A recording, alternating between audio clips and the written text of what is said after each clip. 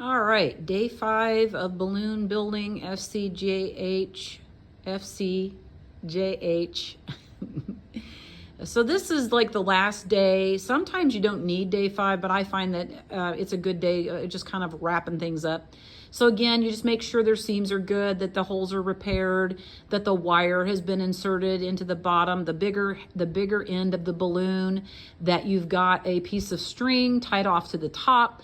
That's the part that we will hook to the launch pole the day of the launch, so that the balloon can be held over the burner so that the air can get up in there. So that string's real important.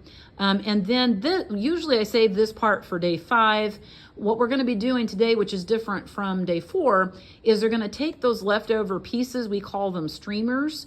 So they should have 8 streamers that were set aside that they're going to put on their balloon. And this just gives a little bit of extra balance to the balloon. It allows the kids to do some decorating if they want to. Every group member should write their first and last name on at least one streamer. This helps on the day of the launch, because if kids can launch more than once, we like them to be able to do that, but it might sometimes be hard to tell one balloon from another on the day of the launch. So if they write their name on a streamer, then we can retrieve their balloon and get it back to them, and then they can launch until their balloon is just too destroyed to launch, or until we run out of time. So they're going to take those streamers, they're going to decorate them if they want to, and then they're going to add the streamers to the sides of the balloon by attaching them about 4 inches from the top of the middle seam, and I'll show you what that means here in a minute.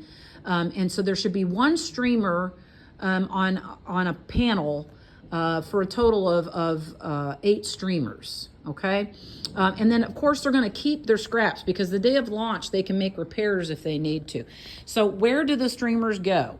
Well, they go right here. So not in the top patch, in that middle patch, about, this one's maybe could have been a little bit lower, but about 3 to 4 inches below that line, that seal line. They're going to glue just, they want it to be flappy, okay? So they just take 1 bead of glue, put it along the side, press it in, and then they go to the next panel. Another little piece of glue, okay? Then the next one.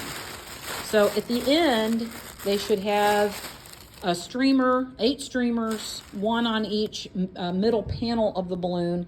And again, that's where they're going to put their name. Once they've done that, then they can just leave it out, let it dry. It is finished, and the balloon for them is done. And then all we have to do is bag them up. Usually I'll let them dry overnight, and then the next class, the following Monday typically, then we bag them up, and then we permanently store them until we're ready to do the launch sometime in May. Typically the 2nd Friday of May is when we do that. And that's how we make balloons at FCJH.